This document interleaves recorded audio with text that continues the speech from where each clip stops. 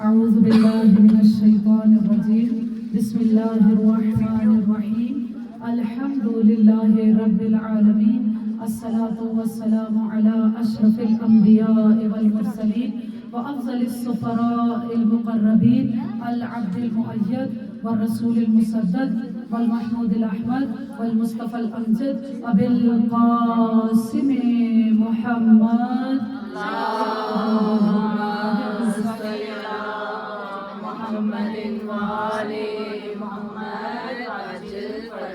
وعلى آله الطيبين الطاهرين المعصومين المظلومين الذين هم أركان الإيمان وأمناء الرحمن وبهم يمسك الله السماء أن تقال الأرض وبهم يمسك الله الأرض أن تميد بأهلها وبهم تنشر الرحمة ولولا منهم لصافت بأهلها لا سيما بقية الله روحي وأرواحنا لتراب مقدمه الفداء الذي يملأ الأرض قسطا وعدلا بعدما ملئت ظلما وجورا اللهم اجعلنا من أنصاره وأعوانه ولا تجعلنا من أعدائه صلوات محمد اللهم صل على محمد وآل محمد وعجل فرجهم. أما بعد فقد قال الله تبارك وتعالى في كلامه المبين وهو أصدق القائلين بسم الله الرحمن الرحيم هل أدلكم على تجارة تنجيكم من عذاب أليم صلوات محمد اللهم صل على محمد وآل محمد وعجل فرجهم أجمعين. پروردگار عالم سے دعا ہے کہ پروردگار ہم سب کی توفیقات پہ خیر میں اضافہ فرمائے، ہماری مجالس کو شرف قبولیت عطا فرمائے. آپ کے سامنے جس آیہ کی تلاوت کا شرف حاصل کیا ہے یہ سورہ صف کی آیت نمبر 10 ہے. سورہ صف قرآن کا سورہ نمبر 61 ہے اور ان سوروں میں سے ہے جنہیں مسبحات کہا جاتا ہے. مسبحات کن سوروں کو کہا جاتا ہے؟ کہ جو کہ پروردگار کی تسبیح سے شروع ہوتے ہیں. یسبحو و تسبحو سے شروع ہوتے ہیں. سب بات پڑھیں محمد والی محمد اللہم صل علی محمد وآل محمد وعجل فرجهم. قرآن کے ویسے تو ان سوروں کے عدد کے بارے میں اختلاف ہے. کچھ کہتے ہیں کہ 7 ہیں اور کچھ کہتے ہیں کہ 8 ہیں. اس لیے یہ اختلاف ہے کہ ابھی آپ کے سامنے بیان کیا کہ وہ سورے کہ جو کہ یسبح پروردگار کی تسبیح سے جو شروع ہوں گے. بعض علماء یہ کہتے ہیں کہ جو سارے تسبیح سے شروع ہوتے ہیں، اسی لیے ان میں سورہ اسراء کو بھی شامل کر لیا گیا. سورہ اسراء جو ہے وہ شروع ہوتا ہے سبحان الذی اسریٰ بعبدہ لیلا من المسجد الحرام الی المسجد الاقصی. چونکہ اس کا بھی تسبیح سے ہی مشتق ہوا ہے، یعنی سبحان ہے وہ پروردگار، اس لیے سورہ اسراء کو بھی مسبحات میں شامل کیا گیا. لیکن کچھ علماء یہ کہتے ہیں کہ نہیں، جو یسبحو اور تسبحو سے ہی شروع ہوتے ہیں صرف وہی مسبحات ہیں. بہرحال سورہ صف ان سورہ میں سے ہے کہ جو تسبیح ہے پروردگار سے شروع ہوتے ہیں.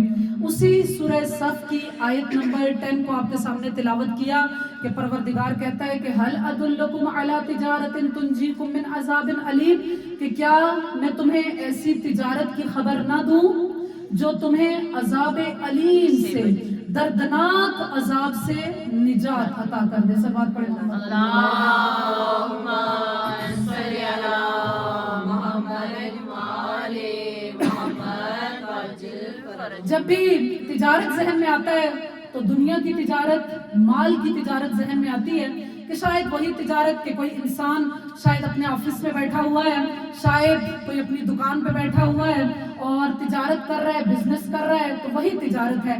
لیکن اگر قرآن کی اس آیت کو دیکھیں تو پروردگار عالم ہمیں ایک اور تجارت کی طرف متوجہ کرتا ہے اور کہتا ہے کہ وہ تجارت کیا ہے؟ هل ادلکم علی تجارت، میں تمہیں ایک ایسی تجارت، ایک ایسے بزنس کی طرف اس کی خبر نہ کروں، اس کی طرف متوجہ نہ کروں کہ جو تمہیں عذاب علیم سے نجات دے دے، پروردگار کے دردناک عذاب سے نجات عطا کر دے. یہ کون سی تجارت ہے؟ یہ کون سی تجارت ہے؟ یہ وہ تجارت ہے کہ جس میں ایک طرف انسان ہے دوسری طرف خدا ہے، ایک طرف انسان کا نفس ہے اور دوسری طرف رضائے پروردگار ہے، ایک طرف انسان کا عمل ہے اور دوسری طرف جنت کی اخروی نعمات ہیں۔ اور پروردگار عالم اس تجارت کو ہمارے سامنے بیان کرتا ہے کہ وہ کون سی تجارت ہے، کہ سمجھ لو کہ ما عندکم ینفد وما عند اللہ باق، کہ جو کچھ بھی تمہارے پاس ہے وہ سب کچھ فنا کی زد پر ہے، وما عند اللہ باق، جو کچھ بھی پروردگار کے پاس ہے وہ باقی رہنے والا ہے۔ انسان کے پاس کیا ہے؟ کیا ہے انسان کے پاس؟ اس کی عمر ہے، مال ہے، اولاد ہے، یہی چیزیں ہیں نا، گھر بار ہے۔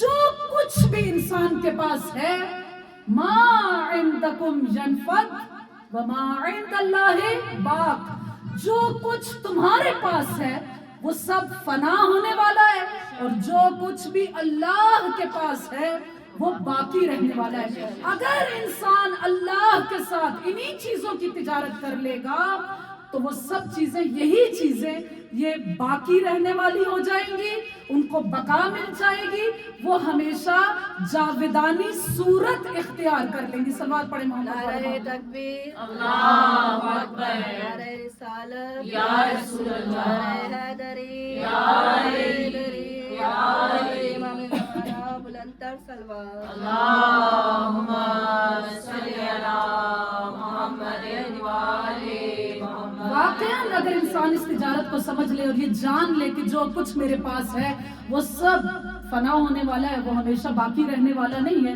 تو واقعاً انسان جو ہے وہ مرضات پروردگار کو حاصل کر لے، رضا اور رضوان پروردگار کو حاصل کر لے۔ جنگ احد کا واقعہ ہم سب جانتے ہیں کہ جنگ احد کیسی جنگ ہے۔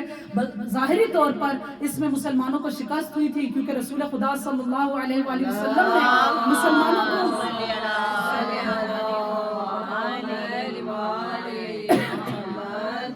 رسول خدا نے منع کیا ہوا تھا کہ آپ لوگوں نے اس گھاٹی کو، اس دھانے کو چھوڑنا نہیں ہے، لیکن ہمیشہ یہ ہوتا ہے کہ انسان مال کا لالچی ہے، اس کے اندر مال کی ہرس موجود ہے، ہوس موجود ہے۔ وہاں پر کیا ہوا؟ ظاہری طور پر مسلمان جیتے، توجہ، ظاہری طور پر مسلمان جیتے اور مسلمانوں نے مال غنیمت کو لوٹنا شروع کر دیا۔ اب جب مال غنیمت کو لوٹنا شروع کیا، کافروں مشرکوں نے دوبارہ آ کر مسلمانوں کو دھر لیا۔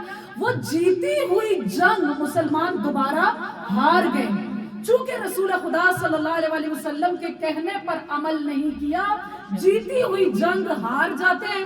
قرآن نے جنگ احد کی نقشہ کشی اس طرح کی ہے کہ اذ تصعدون ولا تلوون علی احد والرسول یدعوکم، کہ جب تم سب پہاڑوں پر چڑھ رہے تھے۔ یہ کسی عالم کا بیان نہیں ہے، کسی حدیث یا روایت کا بیان نہیں ہے کہ اس کو جھٹلا دیا جائے اور کہا جائے کہ نہیں ایسا نہیں ہوا تھا بلکہ ہر کوئی میدان جنگ میں باقی رہا تھا۔ نہیں، یہ قرآن کی آیت ہے۔ قرآن جنگ احد کو بیان کرتا ہے اور کہتا ہے کہ اذ تصعدون ولا تلوون علی احد، کہ جب تم لوگ پہاڑوں پر چڑھ رہے تھے اور تم لوگ پیچھے مڑ کر بھی نہیں دیکھ رہے تھے، والرسول یدعوکم، رسول تمہیں آوازیں دے رہے تھے، رسول دوبارہ میدان کی طرف بلا رہے تھے، رسول کے صحابی، رسول کی شمع کے پروانے رسول کو چھوڑ کر پہاڑوں پر چڑھ رہے تھے، ولا تلوون علی احد، اور کوئی بھی پیچھے مڑ کر دیکھ نہیں رہا تھا۔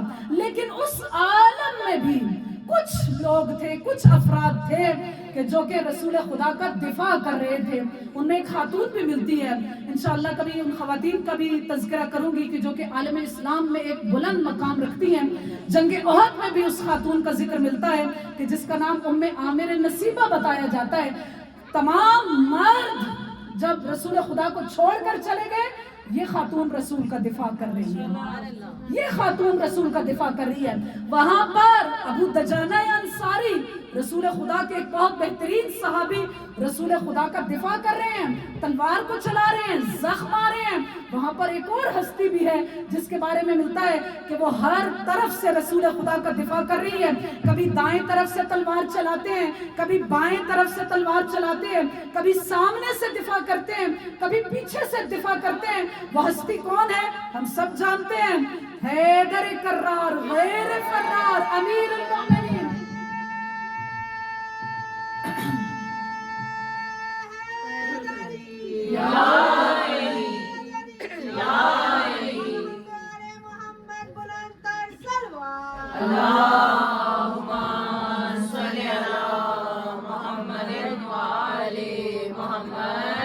ایک ہستی ایسی ہے جو ہر طرف سے رسول خدا کا دفاع کر رہی ہے. بہرحال سب سے پہلے رسول خدا نے جب تھوڑا سا جنگ تھمی نا, تو رسول خدا نے ابو دجانہ انصاری سے پوچھا کہ اے ابو دجانہ, ہر کوئی چھوڑ کر چلا گیا تھا, آپ چھوڑ کر کیوں نہیں گئے؟ آپ کیوں میرا دفاع کر رہے ہیں؟ کیوں میدان میں ڈٹے رہے؟ تو ابو دجانہ انصاری کیا کہتے ہیں کہ کیا میں اس دنیا کی طرف پلٹ جاؤں؟ کس دنیا کی طرف؟ اِلَى زَوْجَةٍ تَمُوتُ وَإِلَى دَارٍ تَخْرُبُ وَإِلَى مَالٍ جَفْنَةٍ. کیا میں اس دنیا کی طرف پلٹ جاؤں؟ دنیا کے اندر کیا ہے؟ گھر ہے, زوجہ ہے, مال ہے, یہی چیزیں نا. انہوں نے بتایا کہ اس دنیا کی حقیقت کیا ہے. کیا کہتے ہیں کہ اس زوجہ کی طرف چلا جاؤں کہ جو ایک دن مر جائے گی, باقی نہیں رہے گی. وَإِلَى دَارٍ تَخْرُبُ, وہ گھر اس کی طرف جاؤں واپس کہ جو ایک دن خراب ہو جائے گا, تباہ و برباد ہو جائے گا. گھر تو یہ باقی نہیں رہتے نا. ہاں, اور پھر امام کے ابو دجانہ انصاری کے کہتے ہیں وَإِلَى مَالٍ جَفْنَةٍ, یا اس مال کی طرف میں واپس جاؤں کہ جو ایک دن فنا ہو جانے والا ہے. ابو دجانہ انصاری چونکہ یہی تجارت کر رہے ہیں, یہی تجارت اس وقت میدان احد میں پروردگار سے کر رہے ہیں, اور کیا کہتے ہیں کہ میں اس دنیا کی طرف واپس نہیں جا سکتا جو دنیا فنا ہونے والی ہے, اس زوجہ کی طرف جو مرنے والی ہے, اس گھر کی طرف جو خراب ہونے والا ہے, یا اس مال کی طرف جو انسان کے پاس رہتا ہی نہیں ہے, اس کو فنا مل جاتی ہے. اب جب رسول خدا نے ابو دجانہ انصاری سے پوچھا تو ابو دجانہ انصاری کیا کہتے ہیں, چونکہ ہم نے ابھی بتایا کہ وہاں پر صرف ابو دجانہ تو نہیں تھے, علی بھی تھے, کچھ اور افراد بھی تھے. تو کیا کہتے ہیں کہ ابو دجانہ کہ یا رسول اللہ, آپ نے مجھ سے تو یہ پوچھا ہے کہ کیوں میدان چھوڑ کر بھاگے کیوں نہیں ہو, آپ علی سے کیوں نہیں پوچھتے, علی سے کیوں نہیں پوچھتے؟ رسول خدا مسکرائے اور کیا کہتے ہیں, مال علی ولذت الجفنا, علی کو ان لذتوں سے کیا کام جو ایک دن فنا ہو جانے والی ہیں. ابو دجانہ, جب تو ان لذتوں کے بارے میں کہہ رہا ہے کہ وہ فنا ہو جانے والی ہیں, میں ان لذتوں کی طرف نہیں جا سکتا, تو علی تو ہر میدان میں باکمال افضل و اکمل ہستی ہے. مال علی ولذت تفنا, علی کو ان لذتوں سے کیا کام جو باقی رہنے والی نہیں ہے. لیکن بہرحال رسول خدا نے وہاں پر وہی سوال جو ابو دجانہ سے کیا تھا علی سے بھی کیا کہ یا علی یہ بتائیے کہ ہر کوئی چھوڑ کر چلا گیا, آپ مجھے چھوڑ کر کیوں نہ گئے؟ تو علی علیہ السلام کیا جواب دیتے ہیں, اکفرت بعد الایمان, کیا میں ایمان لانے کے بعد کفر اختیار کر لوں؟ گویا میدان احد میں جو رسول کو چھوڑ کر پہاڑوں پر چڑھ رہا تھا, میدان کو چھوڑ کر جا رہا تھا, علی ان کی حقیقت بتا رہے ہیں کہ کبھی یہ نہ سمجھو کہ وہ مومن ہے جو میدان کو چھوڑ کر چلا جاتا ہے, فرار اختیار کرتا ہے, وہ مومن نہیں رہتا, وہ کافر ہو جایا کرتا ہے. سبات پڑھ لے محمد اللہم صلی علی محمد وآلِ محمد وجل. هل ادلکم علی تجارت تنجیکم من عذاب علیم, کیا میں تمہیں ایسی تجارت کی, ایسے بزنس کی خبر نہ دوں کہ جو تمہیں عذاب علیم سے نجات عطا کر دیتی ہے. آپ سب کا سنا ہوا, پڑھا ہوا خطبہ حمام, جیسے خطبہ متقین بھی کہا جاتا ہے, سب جانتے ہیں. بارہا آپ کے سامنے اس کی تشریح کو پیش کیا کہ امام علیہ السلام نے جب حمام کے سامنے, اپنے صحابی کے سامنے جب متقیوں کی صفات کو بیان کیا, امام علیہ السلام سب جانتے ہیں کہ حمام نے پوچھا تھا کہ مولا متقی کون ہوتا ہے، تقوی کیا ہے، اس کی حقیقت کیا ہے؟ امام علیہ السلام نے پہلے تو کیا کہا تھا کہ تقوی یہی ہے کہ انسان گناہوں سے پرہیز کرے، لیکن جب اس نے تفصیلات مانگی تھی کہ نہیں مولا مجھے تفصیل بتائیے، امام علیہ السلام نے ایک ایک کر کے ایک ایک صفت کو بتانا شروع کیا۔ امام نے بتایا کہ مومن کون ہوتا ہے، سب سے پہلی چیز جو مولا نے بتائی تھی وہ کیا ہے کہ ان کی گفتگو جچی ہوئی ہوتی ہے، ملبسہم اقتصاد، ان کا جو پہناوا ہوتا ہے وہ میانہ روی ہوتا ہے، وہ میانہ رو ہوتا ہے، نہ حد سے بڑھ جاتا ہے نہ حد سے گر جاتا ہے، اس کی گفتگو ہمیشہ جچی تلی ہوتی ہے۔ امام علیہ السلام نے بارہا زبان کے بارے میں نہج البلاغہ میں مختلف چیزوں کو بیان کیا کہ اگر تم پہچاننا چاہتے ہو کہ کوئی شخص کیسا ہے تو کہا کہ اس کو بولنے کا موقع دو، جب انسان بولتا ہے تو اس کی حقیقت پتہ چل جاتی ہے۔ انسان کیا ہے؟ مخبوء تحت لسانہ، انسان اپنی زبان کے نیچے چھپا ہوا ہے، جب وہ بولتا ہے تو اس کی حقیقت پتہ چلتی ہے، انسان خاموش رہے گا اس کی حقیقت پتہ نہیں چلے گی۔ اسی لیے کیا کہا امام ہی کیا کہتے ہیں، کہا کہ مومن اور قیس اور ہوشیار اور دانا انسان وہ ہوتا ہے کہ جس کی گفتگو کم ہوتی ہے، جو خاموش رہتا ہے، جو زیادہ بولتا ہے وہ دانا نہیں ہے، کیونکہ جتنی زیادہ بولے گا اتنی زیادہ غلطیاں کرے گا، جتنی زیادہ غلطیاں کرے گا اتنے گناہ اس سے سرزد ہوگے، تو وہ قیس نہیں ہے، وہ ہوشیار نہیں ہے، وہ دانا نہیں ہے۔ بس دانا کون ہے؟ توجہ، دانا اور ہوشیار کون ہے؟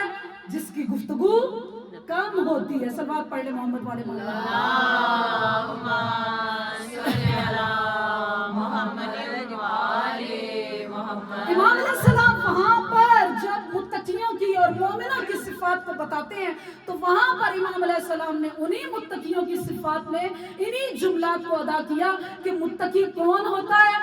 کہا کہ وہ کم چیزوں پر اکتفا کر لیتا ہے، دنیا کی مشکلات پر اکتفا کر لیتا ہے، لیکن اس کے بدلے میں ہمیشہ کی راحت کو حاصل کر لیتا ہے۔ کیسے دنیا کی مشکلات کو؟ ہمیشہ علماء کہتے ہیں کہ احکامات پروردگار پر عمل کرنا ظاہری طور پر مشکل ہی نظر آتا ہے نا، آسان تو نہیں ہے۔ ہاں، گناہ کیا ہے؟ گناہ آزادی ہے، جو کچھ کر لیا، جہاں سے کھا لیا، جہاں سے پی لیا، جہاں پہ بیٹھ گئے، جہاں پہ اٹھ گئے، جو دل چاہا بول لیا، جو دل چاہا کہہ لیا۔ لیکن امام علیہ السلام جب متقی اور مومن کو اس کی پہچان کرواتے ہیں تو کیا کہتے ہیں کہ وہ کیا ہے؟ کہا کہ وہ مشکلات پر صبر کر لیتا ہے۔ ہاں، ان دنیا کی مشکلات پر صبر کر لیتا ہے، لیکن وہ اتنا ہوشیار ہے، وہ اتنا دانا ہے کہ ہمیشہ رہنے والی ان جاودانی نعمتوں کو حاصل کر لیتا ہے۔ وَتِجَارَةٌ مُرْبِحَةٌ، وہ کیا کرتا ہے؟ وہ اللہ کے ساتھ بہت زیادہ نفع والی تجارت کرتا ہے۔ مومن کون ہوتا ہے؟ جو اللہ کے ساتھ بہت زیادہ منافع والی، بہت زیادہ پروفٹ والی تجارت کرتا ہے۔ تھوڑی سی تکلیف کو برداشت کر لیا، لیکن اس کے بدلے میں جاودانی، ہمیشہ رہنے والی ان نعمتوں کو ختم کر لیا، کو حاصل کر لیا۔ دنیا کی یہ جو تمام چیزیں ہیں یہ تو کیا ہے؟ ختم ہو جانے والی ہیں، انہیں فنا ہے، لیکن اس کے بدلے میں یہ جو 50-60 سال کی زندگی ہے، اس کے بدلے میں اس نے اللہ کے ساتھ کیسی تجارت کی؟ اپنے مال کی تجارت کی، اپنے نفس کی تجارت کی، اور ان جاودانی نعمتوں کو حاصل کر لیا۔ ضروری نہیں ہے، ابھی جب بتایا کہ ضروری نہیں ہے کہ انسان یہ سوچے کہ شاید وہ کسی دکان میں بیٹھے گا تو وہی تجارت ہے۔ یہی مال، یہی اولاد، یہی انسان کا نفس، اسی کو اگر انسان بیچ دیتا ہے تو وہ اللہ کی رضاؤں کو حاصل کر لیتا ہے، ان جاودانی نعمتوں کو حاصل کر لیتا ہے۔ مال پروردگار نے دیا، اسے اللہ کے راستے میں خرچ کرو۔ مال تو فنا ہو جانے والی چیز تھی نا، ہاں، ہمیشہ رہنے والی چیز نہیں تھی، لیکن جب اسے اللہ کے راستے میں خرچ کیا تو کیا ہوگا؟ ہمیشہ باقی رہ جائے گا۔ انسان ہمیشہ باقی نہیں رہے گا۔ 50-60 سال کی زندگی ہے، یہاں پہ یہ نا سب 50-60 سال کی، 70 سال کی، 80 سال کی زندگی ہے، لیکن اسی زندگی کو اگر ایسے گزارا، علم حاصل کیا، اس پر عمل کیا، تو جیسے حدیث ہے کہ العلماء باقون ما بقی الدہر، کہ علماء تو تب تک باقی رہتے ہیں جب تک زمانہ باقی رہتا ہے۔ انسان تھا، ختم ہو جائے जाने वाला है, लेकिन हमारी किताबों में, हमारी यादों में, हमारे जिक्र में अल्लामा मजलिसी जिंदा है, अल्लामा हिल्ली जिंदा है, शेख सदूक जिंदा है, मुफीद जिंदा है, इमाम खुमैनी जिंदा है, शोहदा जिंदा है। ये कौन से अफराद थे जिन्होंने अपने नफ्सों को बेचकर अल्लाह की राह में तिजारत की और उस मुनाफे को हासिल किया। औलाद हमेशा बाकी रहने वाली चीज नहीं है, ऐसा ही है ना, औलाद बाकी रहने वाली चीज नहीं है, लेकिन इसी औलाद को अगर अच्छे तरीके से तरबियत किया तो यही इंसान के लिए क्या होता है, सदकाए जारिया बन जाता है। सदकाए जारिया क्या क्या चीजें हैं, तवज्जो, क्या क्या चीजें हैं? कहा कि अगर कोई दरख्त लगाया, इंसान जब मर जाता है एक मरतबा उसका नामा आमाल, उसकी किताब बंद हो गई, लेकिन दरख्त लगाया था, जब तक कोई उसके साए में बैठता रहेगा उसे फायदा होता रहेगा, आखिरत में उसे सवाब और अज्र मिलता रहेगा। जब तक उसके फल से लोग इस्तेफादा करेंगे उसको सवाब मिलता रहेगा। मस्जिद बनाई अपने माल से, जब तक उसमें जिक्र मोहम्मद वाले मोहम्मद होता रहेगा वहां पर उसको अज्र और सवाब मिलता रहेगा। ये सारी चीजें क्या हैं, ये सदकाए जारिया हैं। एक किताब लिख दी, जब तक उसको पढ़ा जाता रहेगा सवाब लिखा जाता रहेगा, लेकिन जो सबसे ज्यादा कायम रहने वाला सदकाए जारिया है वो क्या है, वो इंसान की औलाद है। अगर अच्छी औलाद हुई, नेक औलाद हुई, जब तक वो नेक औलाद आमाल सालेहा को अंजाम देती रहेगी, माँ बाप के नामा आमाल में नेकियां लिखी जाती रहेंगी। सवाब पढ़ मोहम्मद वाले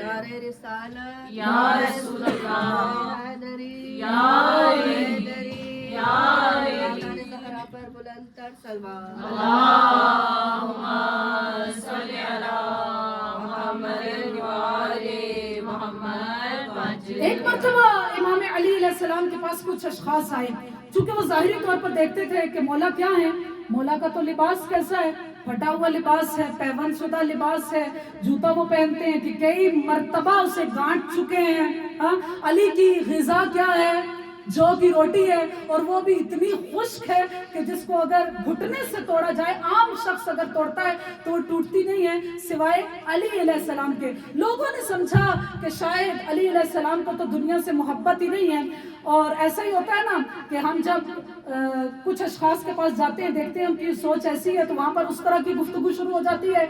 दूसरे किस्म के अफराद के पास आते हैं, पता है इनकी सोच दूसरी तरह की है, तो वहाँ गुफ्तगू का वो सारा जो तरीका है वही चेंज हो जाता है। यहाँ पर भी वो अशखास आए और जाहिरी तौर पर ये वो अशखास है कि जिन्होंने माल दुनिया भी बनाया, घर भी बनाया, लिबास भी अच्छा पहनते हैं, ग़िज़ा भी अच्छी इस्तेमाल करते हैं। आए अमीरुल मोमिनीन इमामुल मुत्तकीन अली इब्न अबी तालिब अलैहिस्सलाम के पास, और आकर क्या किया, सल्ली अला मुहम्मद व आले मुहम्मद वजल। और आकर क्या किया, दुनिया की मुज़म्मत करना शुरू कर दी। क्या कहा कि ये दुनिया तो बहुत बुरी जगह है, बहुत बुरी जगह, ये तो रहने की जगह ही नहीं है, आखिरत अच्छी चीज है। सोच रहे थे कि इमाम अलैहिस्सलाम फौरन क्या कहेंगे कि हाँ तुम लोग ठीक कह रहे हो, लेकिन इमाम अलैहिस्सलाम ने फौरन उन्हें डांटा और क्या कहा कि ये दुनिया बुरी चीज नहीं है। ये क्या है, इमाम अलैहिस्सलाम ने बहुत प्यारी चीजें इस दुनिया के बारे में बयान की, और क्या कहा कि ये दुनिया बुरी चीज नहीं है।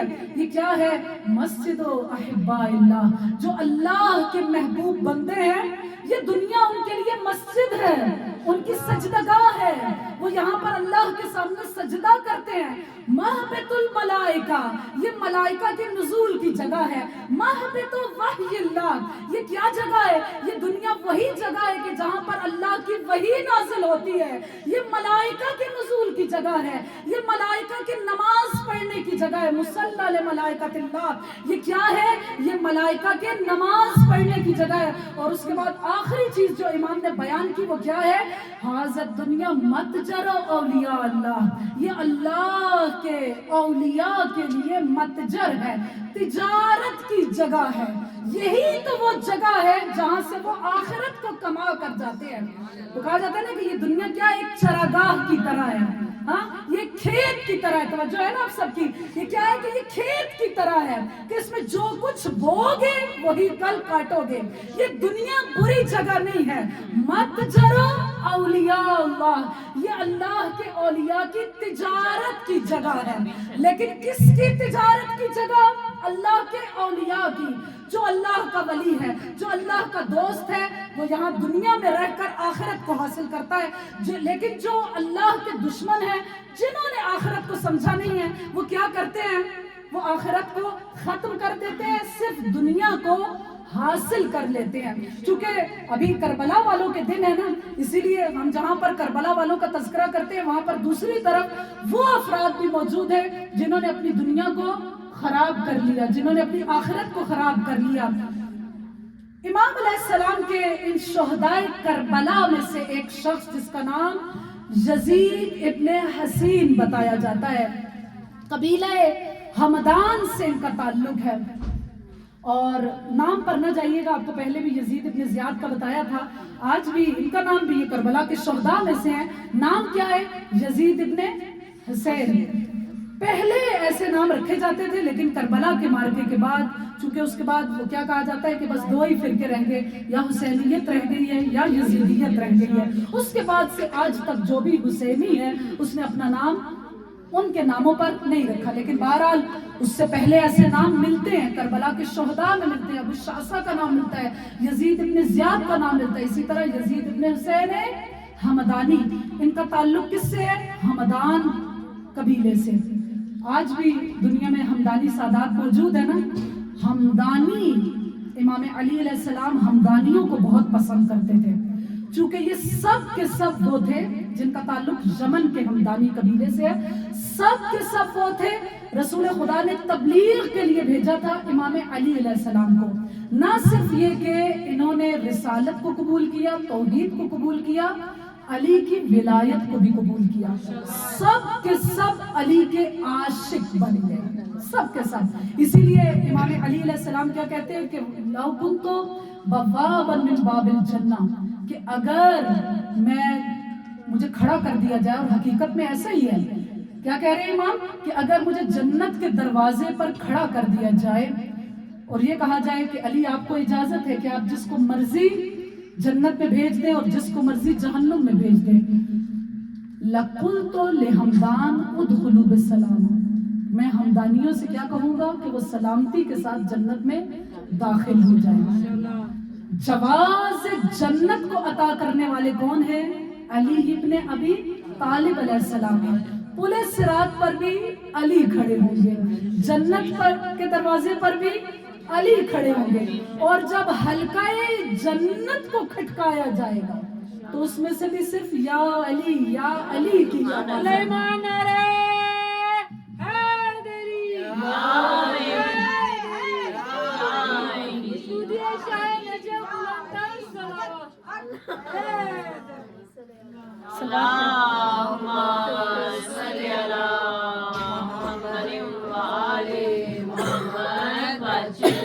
بہرحال یزید ابن حسین یہ کون ہے؟ یہ کربلا کے شہداء میں سے ہے. جب ہر طرف پیاس کی آواز آ رہی تھی، العطش کی آواز آ رہی تھی، یہ امام علیہ السلام کے پاس آئے اور آ کر کیا کہا کہ مولا اگر آپ اجازت دیجئے تو میں جا کر عمر سعد سے کچھ سفارش کروں، کیونکہ وہ میرے بچپن کا دوست ہے، شاید میری اس بات کو مان لے. امیر کربلا نے کیا کیا؟ اجازت دی. کس لیے اجازت دی؟ کہ شاید لوگوں کے ذہنوں میں یہ نہ آئے کہ دوسری طرف سے تو مطلب کہا جا رہا تھا، صلح کی پیشکش کی جا رہی تھی، اور امام علیہ السلام نعوذ باللہ مانے نہیں، اور پھر یہ ساری جنگ ہوئی اور یہ سب شہداء جو سب کچھ ہوا. بہرحال امام علیہ السلام نے کیا کہا کہ ٹھیک ہے یزید، تمہیں اجازت ہے کہ تم جاؤ اور جا کر عمر سعد سے اگر کہہ سکتے ہو تو کہو کہ وہ فرات پر قبضے کو ہٹا دے اور پانی کی اجازت دے دے. یزید ابن حسین گئے عمر سعد کے پاس اور جا کر اسے سلام نہ کیا، کیونکہ آپ سب جانتے ہیں کہ عربوں میں، ایرانیوں میں مثلا جب وہ سلام ہی کرتے ہیں تو سلام کے بعد ہی اتنے تکلفات بیان کیے جاتے ہیں. ان کا سلام ہی اتنا بڑا ہوتا ہے کہ وہ جیسے فارسی میں کہتے ہیں کہ ٹرین نکل جائے، جہاز چلا جائے، اور ایرانیوں کا اور عربوں کا سلام ہی ابھی ختم نہیں ہوگا. مطلب اس کے بعد اتنا کچھ بول رہے ہوتے ہیں کہ ایک طویل. لیکن بہرحال جب یزید ابن حسین گئے، انہوں نے جا کر عمر سعد کو سلام نہ کیا. سلام کیوں نہ کیا؟ ویسے تو ظاہر ہے سلام کی اتنی فضیلت ہے کہ اس کے اتنے درجے ہیں کہ جو کوئی درجات کو حاصل کرنا چاہتا ہے تو اس کے بارے میں کیا حکم ہے کہ افش السلام، کہ سب سے زیادہ کیا کرو، جو پروردگار کے نزدیک سب سے زیادہ محبوب چیز ہے وہ یہ ہے کہ سلام کو افشا کرو۔ جب تم کسی محفل میں آؤ تو کوئی تمہارا جاننے والا ہے یا نہیں ہے، تم کیا کرو؟ سلام کرو، کیونکہ سلام وہی کرے گا جس کو درجے چاہیے، سلام وہی کرے گا جسے ثواب چاہیے، سلام وہی کرے گا جسے ملائکہ کی دعا چاہیے، وہی سلام نہیں کرے گا جس کی تربیت نہیں ہوئی، جو ان چیزوں کو جانتا نہیں ہے۔ بہرحال رسول کی حدیث ہے کہ افش السلام، کیا کرو؟ اطعام الطعام، کیا کرو؟ دو چیزیں کرو، کہ ایک تو کیا ہے کہ ہمیشہ طعام کھلاؤ، لوگوں کو کھلاؤ، کبھی بھی اس چیز میں کنجوسی نہ کرو۔ وہ کہا جاتا ہے کہ اگر تمہارے پاس رزق کی کمی ہے تو کیا کرو؟ اپنے دسترخوانوں کو وسیع کر دو، جتنا دسترخوان وسیع کرو گے اتنا ہی تمہارے پاس رزق آتا جائے گا۔ ہم اس کو الٹا سمجھتے ہیں کہ کوئی آ گیا مہمان، اس کو چائے پلا دی، کھانے کے لیے روک دیا تو کیا ہوگا؟ اس نے ہمارے حصے کا کھانا کھا لیا۔ ایسا نہیں ہے۔ رسول خدا کیا کہتے ہیں؟ جو پروردگار کو چیزیں پسند ہے وہ کیا ہے؟ افش السلام و اطعام الطعام، کیا کرو؟ ایک تو سلام کو افشا کرو، دوسرا لوگوں کو کھانا کھلاؤ۔ لیکن بہرحال وہاں پر جب یزید گئے انہوں نے عمر صاحب کو سلام نہیں کیا، کس لیے سلام نہیں کیا؟ کیا وہ سلام کی حقیقت کو نہیں جانتے؟ اس لیے نہیں، کیونکہ اسے باور کروانا چاہتے ہیں اس کی غلطی۔ اب جب گئے نا تو ہمارے ساتھ فوراً کیا کہتا ہے کہ تو نے مجھے سلام کیوں نہیں کیا؟ چونکہ بچپن کے دوست ہیں، جان پہچان ہے، تو نے مجھے سلام کیوں نہیں کیا؟ الست مسلمان، کیا میں مسلمان نہیں ہوں جو مجھے سلام نہیں کر رہے ہو؟ انہوں نے کہا کہ مسلمان تو ہو لیکن ذرا آوازوں کو سنو کہ تم نے کس ہستی پر پانی کو بند کیا ہوا ہے، کیا تم اس گھر کی حرمت کو نہیں جانتے؟ ہاں، اس نے کیا کہا؟ عمر صاحب نے کہا، کربلا کے میدان میں جانتا ہے، سب کچھ جانتا ہے، کہتا ہے کہ مجھے معلوم ہے کہ 5 چیزوں کی حرمت ہے، پروردگار نے ان کے احترام کا حکم دیا ہے۔ کس چیز کا؟ حرمت رسول کا، حرمت کعبہ کا، حرمت مومن کا، حرمت قرآن کا، حرمت آل رسول کا حکم دیا ہے۔ مجھے معلوم ہے کہ ان کا احترام ہے، ان کی حرمت ہے، لیکن کیا کروں؟ مجھ سے ابن زیاد نے وعدہ کیا ہوا ہے رے کی حکومت کا، رے کی حکومت کا۔ رے علاقہ بہت بڑا تھا، وہاں بہت سرسبز و شاداب کھیت تھے، دنیا کی خاطر آخرت کو برباد کر لیا۔ اور جب یزید وہاں سے امام حسین علیہ السلام کی بارگاہ میں واپس آئے تو آ کر کیا کہا کہ مولا میں نے تو عمر سعد کو آپ کی طرف لانا چاہا لیکن کیا کروں کہ وہ آپ کو صرف ایک رے کے مقابل میں قتل کرنا چاہتا ہے۔ هل ادلکم علی تجارت تنجیکم من عذاب علیم، کیا میں تمہیں ایسی تجارت کی خبر نہ دوں کہ جو تمہیں عذاب علیم سے نجات دینے والی ہے۔ صلوات پڑھ محمد اللہم صلی علی محمد وآل محمد۔ بہرحال انشاءاللہ بے شمار خاندان زہرا پر بلند تر سلوات۔ اللہم صلی علی محمد وآل محمد وجل فرما۔ بہرحال چونکہ آج کی مجلس منسوب ہے شہزادہ علی اکبر سے، تھوڑا سا شہزادہ علی اکبر کے بارے میں بیان کرنا چاہوں گی کیونکہ ہم سب ہمیشہ صرف مصائب میں ہی علی اکبر کو جانتے ہیں۔ جب امام حسین علیہ السلام نے شہزادہ علی اکبر کو بھیجا، امام علیہ السلام نے ایک آیت کی بھی تلاوت کی اور جناب علی اکبر کے بارے میں ایک جملہ بھی کہا۔ قرآن کی اس آیت کی تلاوت کی کہ ان اللہ اصطفیٰ آدم و نوحا و آل ابراہیم و آل عمران، کہ پروردگار نے منتخب کیا ہے کس کس کو؟ آدم کو، نوح کو، آل ابراہیم کو اور آل عمران کو۔ ہم سب جانتے ہیں کہ آل عمران کون ہے؟ جناب ابو طالب کا لقب ہے عمران، اور ان کی اولاد آل عمران۔ اگر اس کو بھی نہ مانا جائے، آل ابراہیم تو ہے نا، آل ابراہیم کون ہے؟ وہ بھی کربلا والے ہیں۔ امام حسین علیہ السلام نے جب شہزادہ علی اکبر کو بھیجا، اس ایک آیت کو پڑھا اور اس کے بعد کیا کہا کہ گواہ رہنا کہ میں اب ایسے جوان کو بھیج رہا ہوں کہ جس کے اندر 3 خصوصیات امام نے بتائی۔ خلقن و خلقن و منطقا، تین لحاظ سے وہ رسول خدا کی شبیہ ہے، خلق کے لحاظ سے، خلق کے لحاظ سے اور منطق کے لحاظ سے، تینوں لحاظ سے اگر کوئی شبیہ رسول ہے تو وہ یہ میرا فرزند علی اکبر ہے۔ قرآن میں بھی بہت زیادہ تشبیہات کو استعمال کیا، وہ آپ کے سامنے آپ کو پتا ہوگا کہ ایک آیت کو پہلے بھی پڑھا تھا کہ قرآن اس انسان کی بات نہیں کرتا جو ہم اور آپ ہیں، ہاں اس انسان کی بات کرتا ہے جو کانوں سے اس طرح سنتا ہے جیسا سننے کا حق ہے، آنکھوں سے ویسے دیکھتا ہے جیسا دیکھنے کا حق ہے، ہاں عقل کو ویسے استعمال کرتا ہے جیسا استعمال کرنے کا حق ہے۔ لیکن اگر کوئی یہ سمجھے کہ صرف یہ آنکھ سے دیکھنے والا انسان ہے، اس کان سے سننے والا انسان ہے، تو اس کو قرآن نے انسان نہیں کہا بلکہ کیا کہا کہ اولئک کالانعام، قرآن نے تشبیہ بیان کی ہے کہ وہ کیا ہے کہ وہ اس جانور کی طرح ہے، اس چوپائی کی طرح، بل ہم اضل، وہ اس سے بھی گرا ہوا انسان ہے جو ہر جگہ دیکھ لیتا ہے، جو ہر جگہ بول لیتا ہے، جو ہر چیز سن لیتا ہے، جس چیز کے سننے کا حکم دیا گیا اس کو نہیں سنا، جو چیز نہیں بھی سننے کے قابل اس کو بھی سن لیا، ہر چیز پر نگاہ ڈال لی۔ اولئک کالانعام، یہ کیا ہے؟ یہ جانوروں کی طرح، بل ہم اضل، بلکہ وہ اس سے بھی زیادہ اضل ہیں، گرے ہوئے ہیں۔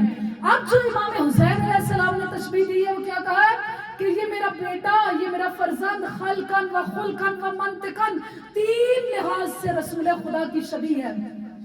صرف امام زمانہ عجل اللہ تعالیٰ فرجہ شریف کے بارے میں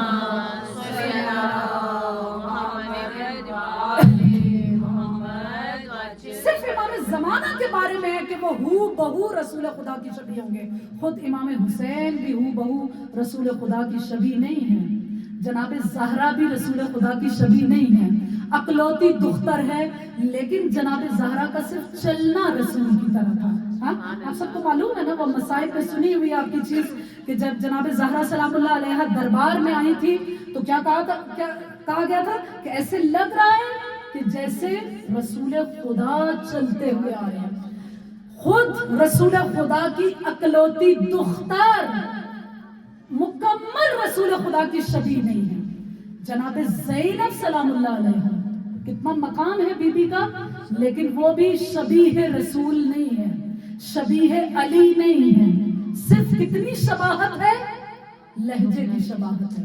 ہاں اب سب جانتے ہیں نا کہ بی بی نے جب خطبہ دیا تھا تو کیا کہا گیا تھا کہ آج ایسے لگ رہا ہے کہ علی خود دربار میں آ گئے اور آج علی خود محو خطابت ہے، تو ان کو بتایا گیا تھا کہ نہیں علی موجود نہیں ہے، علی کا کوئی فرزند موجود نہیں ہے، بلکہ یہ جناب زینب سلام اللہ علیہ ہے جو آج خطاب فرما رہی ہیں۔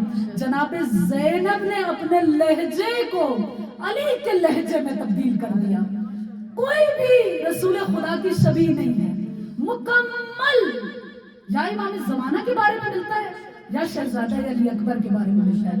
خلقاً و خلقاً اللہم صلی علی محمد وآل محمد خلقاً و خلقاً و منطقاً، تینوں لحاظ سے۔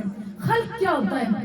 جو نسب میں ہوتا ہے، ظاہر نسبی لحاظ سے تو رسول خدا کی اولاد ہے اس لیے ان سے شباہت رکھیں گے۔ خلقاً اخلاق میں، ابھی تو ٹائم نہیں بچا، انشاءاللہ چلیں جب رسول خدا کی شہادت کے ایام آئیں گے تو ان کو تفصیل سے بیان کروں گی کہ رسول خدا کا خلق کیا تھا۔ رسول خدا کے بارے میں ارشاد ہوتا ہے کہ رسول خدا خود بیان کرتے ہیں کہ جو کوئی 4 چیزیں اپنا لیتا ہے وہ میری شبیہ بن جاتا ہے۔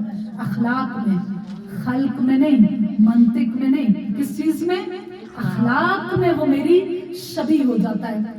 کیا کرے؟ احسنکم خلقا، کہ جس کا اخلاق بہت اچھا ہو، جس کا اخلاق بہت اچھا ہو وہ میری شبیہ ہے۔ کہا کہ جب ایمان اور کفر کو پیدا کیا گیا تو ایمان اور کفر دونوں نے کہا کہ اے پروردگار ہمیں ایسی چیز عطا کر جس سے ہم قوی ہو جائیں، ہمیں طاقت مل جائے۔ ایمان نے بھی کہا، کفر نے بھی کہا، دونوں کہہ رہے ہیں کہ ہمیں ایسی چیز عطا کر جس سے ہمیں طاقت ملے۔ پروردگار نے ایمان کو کیا عطا کیا؟ حسن اخلاق عطا کیا۔ کفر کو کیا عطا کیا؟ سوء خلق عطا کیا۔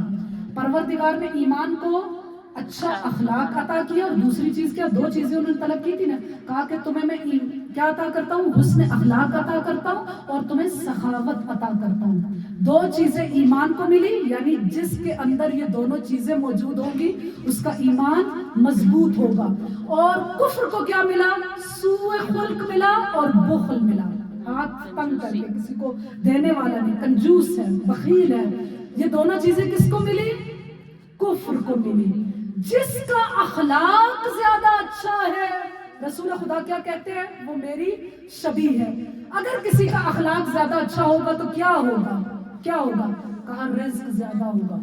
ہم جو ہر کوئی پوچھ رہا ہوتا ہے نا کہ رزق تنگ ہے تو اس کی رزق کی زیادتی کے لیے، فراخی رزق کے لیے کیا کیا جائے، تو علماء کیا بیان کرتے ہیں، وظیفوں کی ضرورت نہیں ہے، اپنے اخلاق پر غور کرو، اخلاق پر غور کرو. جتنا اخلاق اچھا ہوگا اتنا ہی رزق زیادہ ہوگا. سب خواتین ہے نا، ہر کوئی چاہتا ہے چہرہ نورانی اور خوبصورت نظر آئے. ہم چاہتے ہیں کہ جا کر ایسی چیزوں کو خریدتے ہیں کہ جو ہمارے چہرے کو خوبصورت کر دیں. لیکن احادیث کیا بتاتی ہیں، جس کا اخلاق زیادہ اچھا ہوگا اس کے چہرے پر نورانیت ہوگی. جو چاہتا ہے کہ اس کا اخلاق، اس کے چہرے پر نورانیت ہو، اس کا رزق زیادہ ہو، تو اس کا اخلاق زیادہ اچھا ہونا چاہیے. احسن کو خلقا. لیکن جب شہزادہ علی اکبر کی بات آتی ہے تو کیا ہوتا ہے کہ خلقاً و خلقاً و منطقاً، کہ علی اکبر کے اندر تین چیزیں ایسی ہیں کہ تینوں لحاظ سے وہ رسول خدا کی شبیہ ہیں. خلق کے لحاظ سے بھی، خلق کے لحاظ سے بھی، اور منطق کے لحاظ سے بھی، بولنے کے لحاظ سے بھی. کیا کہنا شہزادہ علی اکبر کا. انشاءاللہ پھر جب کبھی شہزادہ علی اکبر کی مجلس ہوئی تو باقی ان تمام چیزوں کو بیان کروں گی. ہم سب جانتے ہیں کہ امام حسین علیہ السلام نے اپنی دو اولادوں کو نماز شب میں طلب کیا تھا. ایک جناب سکینہ سلام اللہ علیہا جو امام کی نماز شب کا نتیجہ ہے، اور دوسرا فرزندوں میں شہزادہ علی اکبر علیہ السلام. نام تو ان کا علی ہے لیکن انہیں اکبر کہا گیا. توجہ، روایات کیا کہتی ہیں کہ جب شہزادہ علی اکبر دنیا میں آئے نا تو جناب لیلا نے بنو ہاشم کی دوسری بیویوں کے گھروں میں جانا چھوڑ دیا تھا. کہتی تھی کہ تم لوگ نہیں جانتی کہ میری گود میں شبیہ رسول آ گئے، تم لوگوں کے اوپر واجب ہے کہ تم لوگ آؤ اور میرے گھر میں آ کر علی اکبر کی زیارت کرو. امام حسین علیہ السلام اپنے اس فرزند سے کتنا پیار کرتے ہیں کہ جب شہزادہ علی اکبر ابھی گہوارے میں تھے نا تو بارہا یہ دیکھا گیا کہ رات کے وقت بی بی لیلا بیان کرتی ہیں کہ میں جب اٹھتی تھی مجھے علی اکبر کے جھولے کے اوپر کوئی سایہ محسوس ہوتا تھا. جب دیے کو جلاتی تھی دیکھتی تھی کہ امام حسین علیہ السلام ہے جو گہوارے علی اصغر پر اکبر پر جھکے ہوئے مسلسل نگاہیں علی اکبر کے چہرے کے اوپر. تو لیلا اور امام حسین علیہ السلام کا نا جب مدینہ میں علی اکبر اور جناب عباس نکلا کرتے تھے تو اتنے خوبصورت تھے، اتنے شبیہ رسول تھے کہ مدینہ کے لوگ جب علی اکبر جس گلی سے گزرتے تھے لوگ سب باندھ کر کھڑے ہو جایا کرتے تھے اور کہتے تھے کہ ہم حسین کے فرزند کی نہیں، ہم رسول خدا کی زیارت کر رہے ہیں. اجرکم عند اللہ. خدا سب کے جوانوں کو سلامت رکھے، ہر ماں کو یہ توفیق دے کہ وہ اپنے بچے کے سر پر صحرا دیکھے. علماء نے بیان کیا کہ جب باپ اپنے بیٹے کو دیکھتا ہے نا اس کی نگاہ مختلف ہوتی ہے. امام سے پوچھا گیا کہ بتائیے کہ ایک شخص کے لیے سب سے بہترین موقع کون سا ہے؟ کہا کہ جب وہ اپنے بیٹے کو جوان ہوتا ہوا دیکھتا ہے. کہا کہ سب سے برا لمحہ کون سا ہوتا ہے؟ کہا خدا نہ کرے کہ اس کا وہ بیٹا کسی غم میں مبتلا ہو جائے، وہ اپنے بیٹے کے سینے میں بچے دیکھے. یہ باپ کے لیے سب سے مشکل مقام ہوتا ہے. ایک نگاہ ہوتی ہے کہ جب باپ اپنے بیٹے کو بڑھتا ہوا دیکھتا ہے، جوان ہوتا ہوا دیکھتا ہے، اس کے قد کو دیکھتا ہے، اس کے چہرے کو دیکھتا ہے، بڑا خوش ہوتا ہے. اور ایک نگاہ ہوتی ہے کہ خدا نہ کرے کہ وہی बीमार हो जाए तो बाप का क्या आलम होगा। वो जब अपने बेटे को देखेगा तो किस निगाह से देखेगा। फिर उलमा ने क्या बयान किया, एक निगाह होती है कि जब बेटा सफर पर जाता है बाप उसे रुखसत करता है, और बाप के रुखसत करने का अंदाज कुछ और होता है। वो किस निगाह से अपने बेटे को देखता है, भाई कब ये सफर से वापस आएगा, मैं अपने बेटे को देखूंगा। और एक निगाह वो होती है जब वही बेटा सफर से घर को वापस आ जाए। अरे बाप की निगाह क्या होती है, अरे बाप खुशी से अपने बेटे को गले लगाता है, ये सबसे बड़ा खुशी का लम्हा होता है। अब जरा सोचिए कि करबला के मैदान में हुसैन को जो अली अकबर सबसे ज्यादा अजीज है, सोचिए इमाम ने अपने फरजंद को रुखसत कैसे किया होगा, अपने फरजंद को देखा क्या होगा। उलमा बयान करते हैं इमाम की पहली निगाह वो थी कि जब अली अकबर आए आकर बाबा से इजाजत मांगी, इमाम ने अली अकबर को सर से पांव तक देखा, लेकिन क्या कहा, अली अकबर खुदा का हुक्म है अपनी सबसे प्यारी चीज को इस्लाम पर कुर्बान कर दिया जाए। हाय अली अकबर मुझे तुम सबसे ज्यादा अजीज हो। इस्ताज़ना फाज़ना, इधर इजाजत चाहिए उधर इमाम ने इजाजत दे दी। जब इजाजत दे दी ना तो अब उलमा क्या कहते हैं, दूसरी निगाह कौन सी है, वही रुखसत की निगाह है। जब अली अकबर को रुखसत करते हैं, लेकिन इमाम क्या कहते हैं, अली अकबर जवान का जाना ऐसे मुनासिब नहीं है, जाओ जाकर अपनी माँ से विदा करो। अली अकबर माँ जनाब ज़ैनब को कहते हैं, अजरकुम अली अकबर की मजलिस है ना, इमाम सज्जाद खुद बयान करते हैं, एक मर्तबा अली अकबर के मसाइल को पढ़ा जा रहा था, लोगों में गिरिया था, इमाम ने अपने पास बैठे सहाबी को बुलाया और क्या कहा कि तू मेरे अली अकबर के मसाइल पर रो नहीं रहा।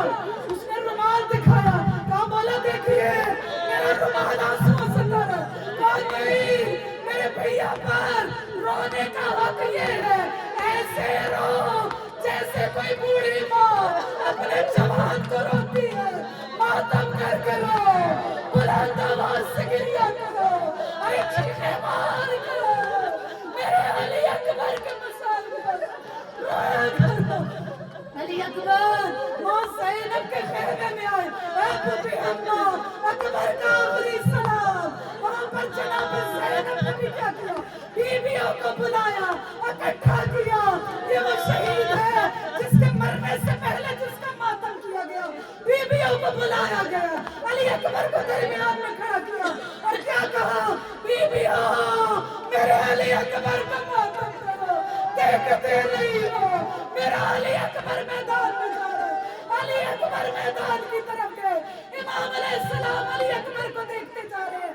करबला की रविश है कि जनाब फिजा तेरे खेमा पर खड़ी होती थी, बीबी को चल के अहवाल बताती थी, बीबी की नजर फिजा के चेहरे पर होती थी, फिजा की नजर हुसैन के चेहरे पर, एक मर्तबा हुसैन के चेहरे का रंग सर्द हुआ, अरे फिजा का चेहरा सर्द हुआ, बीबी ने फिजा को देखा, ए फिजा बताओ क्या मंजर देख रही हो, कहा बीबी आप बर्दाश्त न कर पाएंगी, वो नहीं फिजा मुझे बताओ कि अभी मैदान का मंजर क्या है, क्या मंजर ये है, अली अकबर घोड़ा चलाते जा रहे हैं, हुसैन पीछे पीछे दौड़ते जा रहे हैं, महलन महलन महलन महलन क्या बनैया, ओ मेरे बेटे जरा रुक जाओ। एक मर्तबा हुसैन की आवाज आई, याकूब को यूसुफ से मिला दो, मुझे एक मर्तबा मेरे अली अकबर से मिला, अली अकबर तुम्हारा है।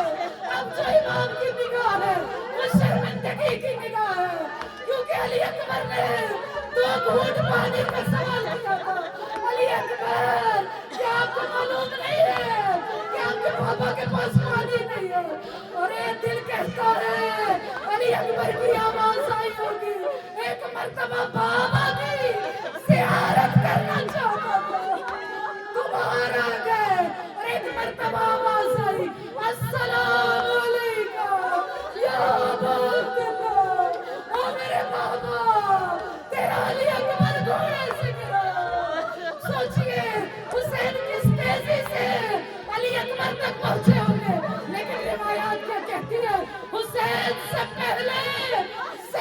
मकाम पर पहुंचूंगा।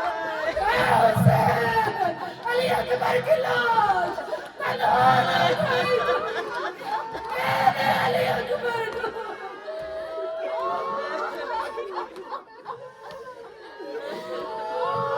अला लअनतुल्लाहि अलल कौमिज़ ज़ालिमीन वसयअलमु अल्लज़ीना ज़लमू अय्या मुनक़लिबिन यनक़लिबून।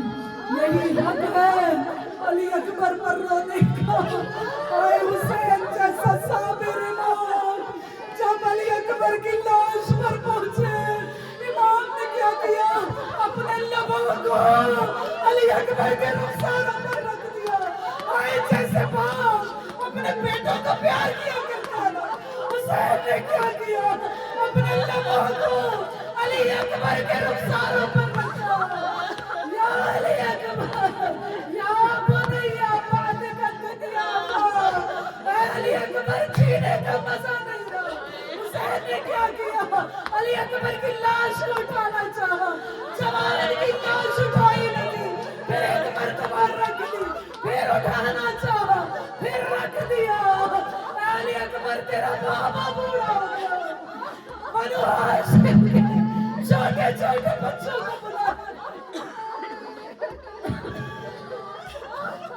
परवरदिगारा, मुझे शहजादे अली अकबर का वास्ता, हुसैन की जवानी का वास्ता, 18 साल के मरियम जवान का वास्ता, शबीह रसूल का वास्ता, उस शहादत का वास्ता कि जिसने हुसैन जैसे साबिर को रुला दिया। परवरदिगारा, हमारी मजालिस को शफ़ी कबूलियत दे। परवरदिगारा, सबकी मुश्किलात को आसान कर, दुआ मांगते जाए अली अकबर की मजलिस है। परवरदिगार सबको बाबरात करे। परवरदिगार सबकी मुश्किलात को आसान करना, सबकी हाजतों को पूरा करना, सबकी दुआओं को मुस्तजाब करना, बेचैन दिलों को सुकून अता करना, इज़्तिराब को दूर करना। परवरदिगार हमें करबला अता करना। परवरदिगार हमारे बच्चों को सीरत अली अकबर पर चलने की तौफीक अता करना। परवरदिगार हमारे घरों पर, हमारे सरों पर अपनी रहमतों को, अपनी बरकतों को नाज़िल करना। परवरदिगार इस दुनिया में ज़ियारत हुसैन, आखिरत में शिफ़ात हुसैन हमारे शामिल हाल करना। परवरदिगार बे औलादों को औलाद अता करना। परवरदिगार जिन्हें औलाद दी है उन्हें तूले उम्र अता करना। परवरदिगार बीमारों को शिफा अता करना, हमारे बीमार दिलों को शिफा अता करना। परवरदिगार इमाम ज़माना के ज़हूर में ताज़ीम करना, हम सबको इमाम अलैहिस्सलाम के अवान अंसार में शुमार करना। हमारी उम्र को पूरा करना कि इमाम के ज़हूर पुरनूर को देख सके। अगर हम मर जाए तो उन्हें हमारी कबूर से उठाना ताकि इमाम की नुसरत को हिमायत कर सके। एक मरतबा सूरह फातिहा साहिब खाना के जितने भी